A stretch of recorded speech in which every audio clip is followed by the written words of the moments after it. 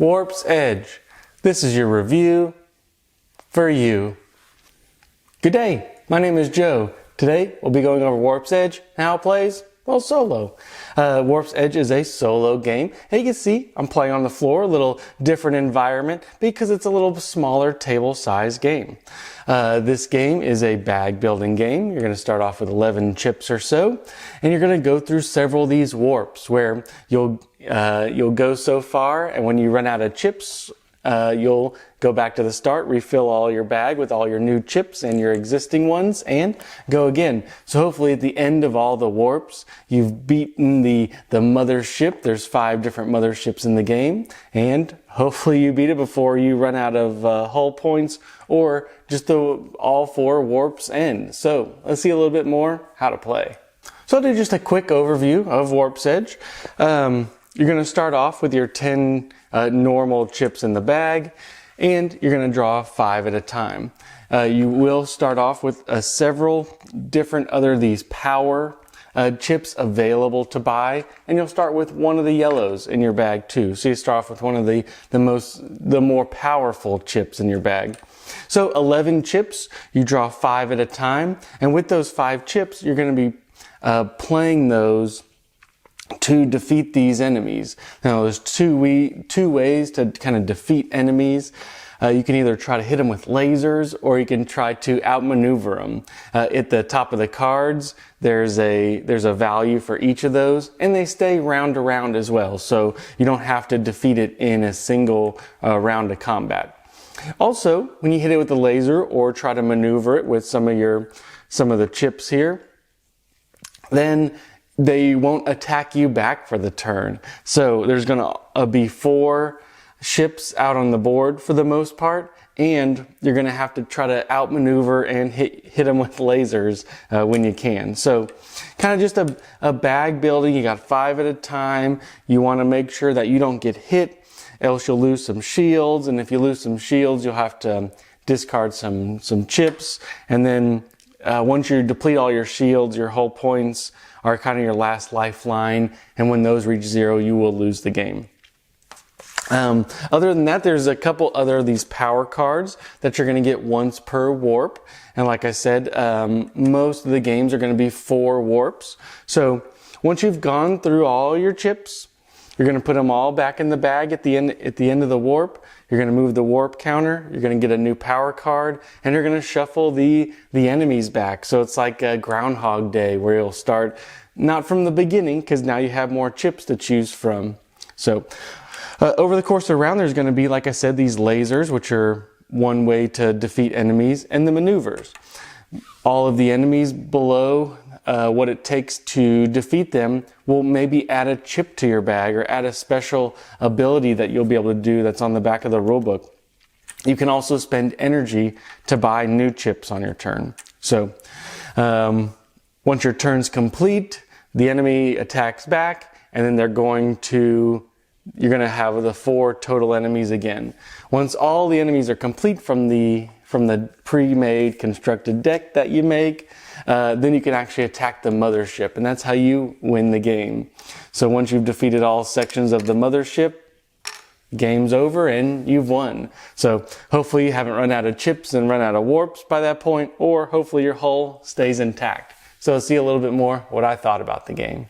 So let's talk about the components and the rules and the references. The components, I love a good bag builder. I like the little bag that came in. I like these little trays, organizer trays for all the chips. Really good storage, easy to get out to the table and put back up. I really like this about the game. It comes with just enough components to really feel like a neat, small box game, and I really do enjoy that. The rules, very straightforward. I know I rambled a little bit on the gameplay, but there really isn't too much more than that. It's draw your 5 chips out of the bag, put them on the different ships, try to either evade them or laser them, use any special powers, try to go through and kill all the ships you can, collect your rewards, spend your energy to get more chips, let them attack you back, refill the row, and start again as long as you got some chips in the bag. It's kind of as easy as that. The references all really clear. It tells you exactly what you need to get. I think this back page of the rule book is great, and there's one other page that you may need. But other than that, the rules very straightforward in this game.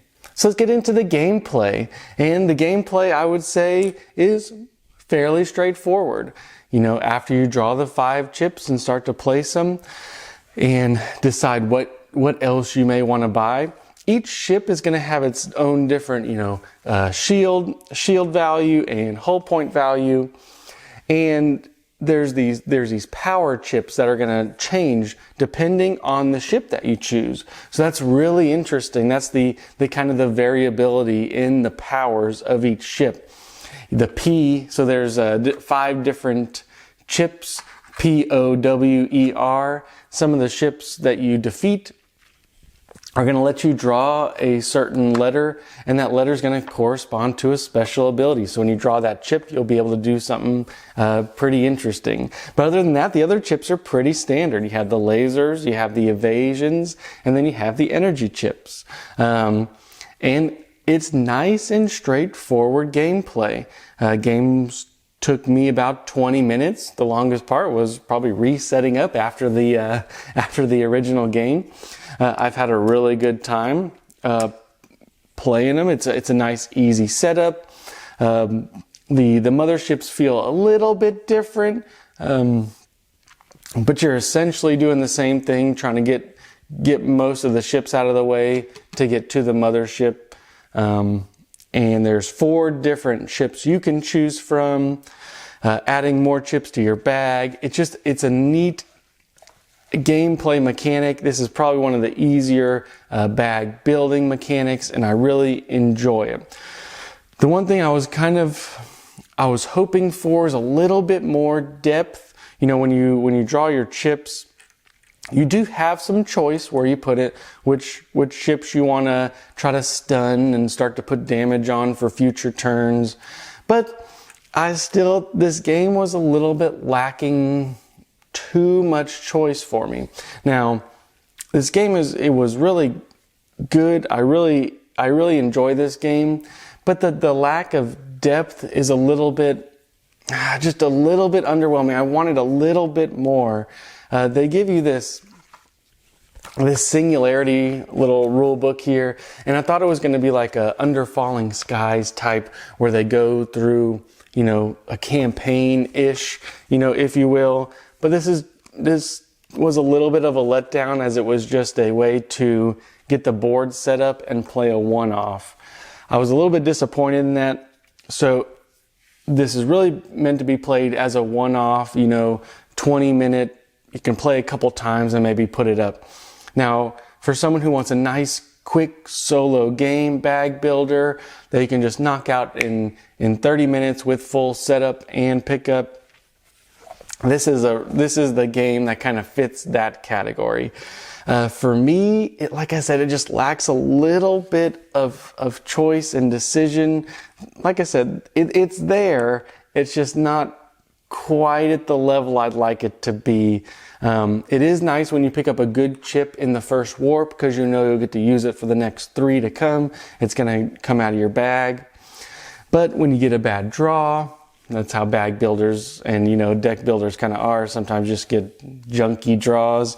I don't really have much of a problem with that. It's just the choice, the variability. They do give you quite a few other ship cards, but they feel mostly the same. The actual ships that we get to pilot do feel pretty different. The motherships are decent. So for what it is, it's a neat game, but it's one of those I may bust out once a year and play 2 of the motherships and probably put it back up. It's not something that for me would hold big longevity. It's not gonna, for someone who wants a lighter game, I would say this is perfect. For someone who wants a little bit more complexity in their solo games, a really more of a brain burner, I think there are other places to choose. There's just other games that that give that sense of building a little bit better. But Warp's Edge, overall, I'll stop rambling. Pretty good game. The table size, very small table, as you can see, probably about a 1.5 by 2, maybe 2.5 is all the table space you need.